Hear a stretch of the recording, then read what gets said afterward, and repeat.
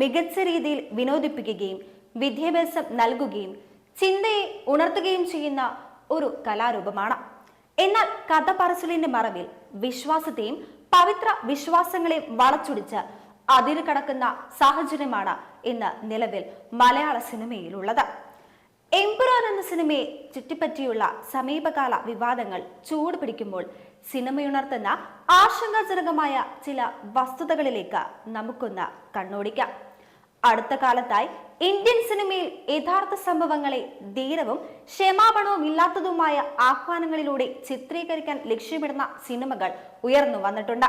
The Kashmir files, the Kerala story എന്നിവയാണ് പ്രധാന ഉദാഹരണങ്ങൾ. യഥാർത്ഥ സംഭവങ്ങളെ അടിസ്ഥാനമാക്കിയുള്ളതായി അവതരിപ്പിക്കുന്നതിൽ ഈ സിനിമകൾ മടി കാണിച്ചില്ലെന്ന് മാത്രമല്ല, കൂടാതെ ദേശീയ തലത്തിൽ സുപ്രധാനമായ ചർച്ചകൾക്ക് അത് വഴിവെക്കുകയും ചെയ്തു. എന്നിരുന്നാലും മുരളി ഗോപി എഴുതി പൃഥ്വിരാജ് സുകുമാരൻ സംവിധാനം ചെയ്ത അടുത്തിടെ പുറത്തിറങ്ങിയ മലയാള സിനിമയായ എമ്പുരാൻ തികച്ചും വ്യത്യസ്തവും ആഴത്തിലുള്ള ആശങ്കാജനകവുമായ ഒരു പാതയാണ് സ്വീകരിക്കുന്നത്. ഒരു ഫിക്ഷൻ കൃതിയാണെങ്കിലും എമ്പുരാൻ എന്നതിൽ പ്രഖ്യാപിച്ചതുപോലെ ഭീകരതയെ മഹത്വവൽക്കരിക്കുകയും വർഗീയ സംഘർഷങ്ങൾക്ക് കാരണമായേക്കാവുന്ന വളരെ പക്ഷാപാതപരമായ ഒരു ആഹ്വാനം സിനിമ നൽകുന്നുണ്ട്. ഇലുമിനാറ്റിയുടെയും ഫ്രീമസൺ സംഘത്തെയും ഇന്ത്യയിലെ ബ്രാൻഡ് അംബാസിഡറെ പോലെയാണ് ഈ സിനിമ സംവിധാനം ചെയ്ത വ്യക്തിയും തിരക്കഥ എഴുതിയ വ്യക്തിയും പ്രവർത്തിച്ചിരിക്കുന്നത്. ആകർഷകവും അതേസമയം പരോക്ഷവുമായ വിധത്തിൽ സാത്താനെ അവതരിപ്പിച്ച സാത്താനെ കുറിച്ച് അജ്ഞതയോടെ ജീവിക്കുന്ന മനുഷ്യരുടെ ഹൃദയത്തിൽ ഒരു ആരാധനാമൂർത്തിയാക്കിയെടുക്കാൻ ബോധപൂർവമായ ശ്രമം സംവിധായകനും തിരക്കഥാകൃത്തും മനഃപൂർവ്വം നടത്തിയിരിക്കുന്നു. സത്യത്തിൽ ലൂസിഫർ എന്ന സാത്താൻ ഏറ്റവും അധികം ആഗ്രഹിക്കുന്നതും അക്കാര്യം തന്നെയാണ്. ദൈവത്തിന് ജനം കൊടുക്കുന്ന ആരാധന തനിക്കും ലഭിക്കണം. സാത്താൻ ഏറെ ആഗ്രഹിക്കുന്ന ആ ആരാധന കുറെ പേരുടെയെങ്കിലും ഹൃദയത്തിൽ ലൂസിഫർ എന്ന സാത്താന് വാങ്ങിക്കൊടുക്കുക എന്നതാണ് എമ്പുരാൻ എന്ന ചിത്രത്തിന്റെ പ്രധാന ലക്ഷ്യങ്ങളിലൊന്ന് എന്ന് കരുതേണ്ടി വരും. സിനിമയിലാകട്ടെ മനുഷ്യ ശരീരം ഛിന്ന ഭിന്നമാക്കുന്നതും അറുംകൊലകൾ ചെയ്യുന്നതും സ്ത്രീകളെയും കുട്ടികളെയും ആക്രമിക്കുന്നതും ഗർഭിണിയായ സ്ത്രീയെ ക്രൂരമായി പീഡിപ്പിക്കുന്നതുമായ രംഗങ്ങൾ ചിത്രീകരിച്ചിട്ടുണ്ട്. എല്ലാ സിനിമകളുടെയും റിലീസിന് മുമ്പ് ക്ഷണിക്കപ്പെട്ട സദസ്സിന് മുമ്പിൽ പ്രിവ്യൂ നടത്താറുണ്ട്. എന്നാൽ ഈ സിനിമയുടെ പ്രിവ്യൂ പോലും നടന്നിട്ടില്ല എന്ന വാർത്തകളും പുറത്തു വരുന്നുണ്ട്. അക്കാര്യം ശരിയാണെങ്കിൽ ആരിൽ നിന്നൊക്കെയോ എന്തൊക്കെയോ മറച്ചുവെക്കാൻ ചിലർ മനഃപൂർവ്വം ശ്രമിച്ചു എന്ന് സംശയിക്കുന്നവരെ കുറ്റപ്പെടുത്താൻ കഴിയുമോ?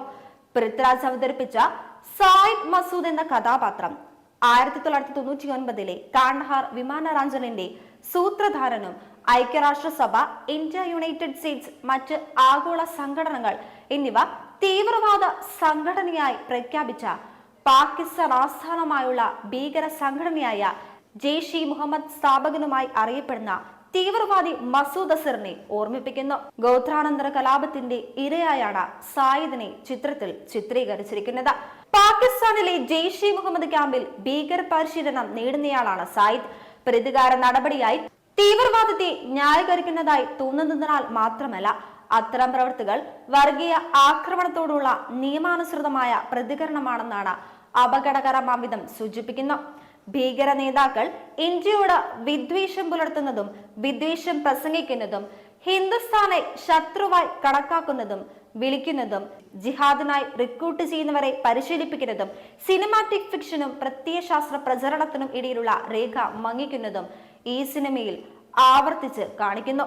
കൂടുതൽ അസ്വസ്ഥതയുണ്ടാക്കുന്ന കാര്യം എമ്പുരാൻ ഈ വീക്ഷണങ്ങളെ ഒരു പരിധിവരെ സഹാനുഭൂതിയും സാധൂകരണവും നൽകി അവതരിപ്പിക്കുന്നു എന്നതാണ്. തീവ്രവാദ പ്രവർത്തനങ്ങളെയോ അവയ്ക്ക് ഇന്ധനം നൽകുന്ന പ്രത്യയ ശാസ്ത്രങ്ങളെയോ അപലപിക്കുന്നതിനു പകരം അടിച്ചമർത്തൽ നടത്തുന്ന ഒരു രാഷ്ട്രത്തിനെതിരായ പ്രതികാരമായാണ് സിനിമ അവയെ ന്യായീകരിക്കുന്നത്.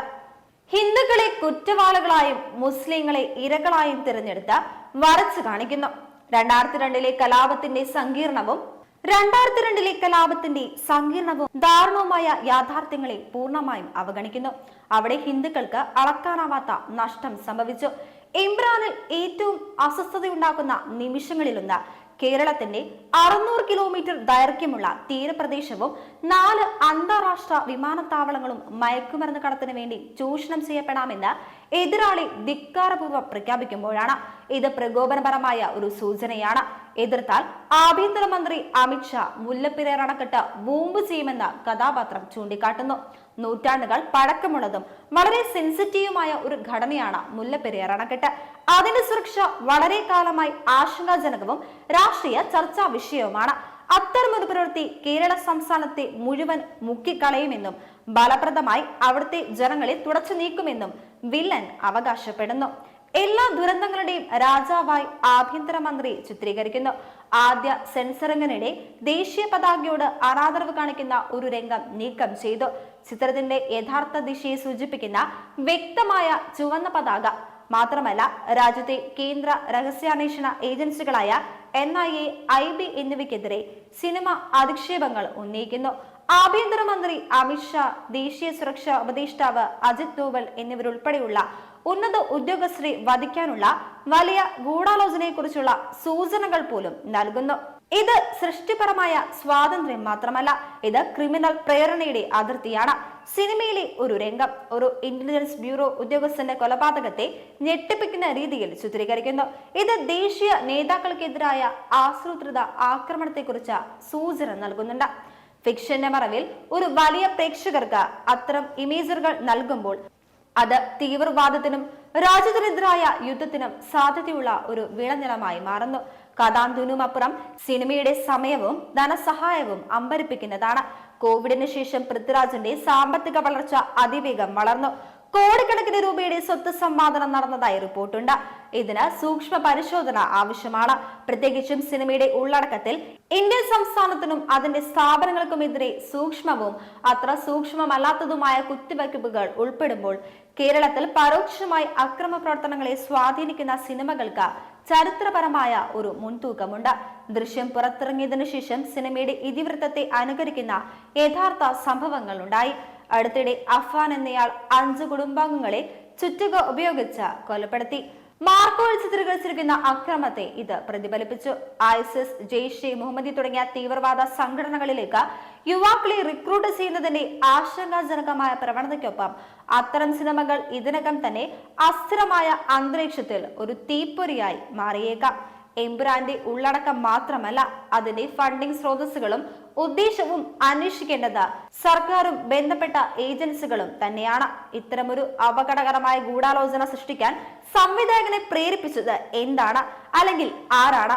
സിനിമാ സമൂഹത്തെ പ്രതിഫലിപ്പിക്കുന്നത് നിർത്തി അപകടകരമായ പ്രത്യയശാസ്ത്രങ്ങളെ സജീവമായി രൂപപ്പെടുത്താൻ തുടങ്ങുമ്പോൾ അത് കഥയല്ലാതാകുന്നു, അത് കലയല്ലാതാകുന്നു, അത് തീവ്രവാദത്തിന്റെ ഉപകരണവുമായി മാറുന്നു. ആവിഷ്കാര സ്വാതന്ത്ര്യത്തെ വിലമതിക്കുന്ന ഒരു ജനാധിപത്യ രാജ്യമാണ് ഇന്ത്യ. എന്നാൽ ആ സ്വാതന്ത്ര്യം തീവ്രവാദത്തെ മഹത്വവൽക്കരിക്കുന്നതിലേക്കോ വർഗീയ വിദ്വേഷം ജനിപ്പിക്കുന്നതിലേക്കോ ദേശീയ സ്ഥാപനങ്ങളെ അപകീർത്തിപ്പെടുത്തുന്നതിലേക്കോ വ്യാപിക്കുന്നില്ല. ആ പരിധി ലംഘിച്ചതിന് പൃഥ്വിരാജ് വെള്ളം കുടിക്കുക തന്നെ വേണം. എമ്പുരാൻ സിനിമ കാണണമോ വേണ്ടയോ എന്നത് ഓരോ വ്യക്തിയുടെയും സ്വാതന്ത്ര്യമാണ്. എന്നാൽ കാണാൻ ആഗ്രഹിക്കുന്നവർ അതിനു മുമ്പ് അറിഞ്ഞിരിക്കേണ്ട ചില വസ്തുതകളുണ്ട്, ചില യാഥാർത്ഥ്യങ്ങളുണ്ട്. ഞങ്ങൾ നിങ്ങളുടെ മുമ്പിലേക്ക് അവതരിപ്പിച്ചു എന്ന് മാത്രം. ഇനി തീരുമാനം നിങ്ങളുടേതാണ്, നിങ്ങളുടേത് മാത്രം.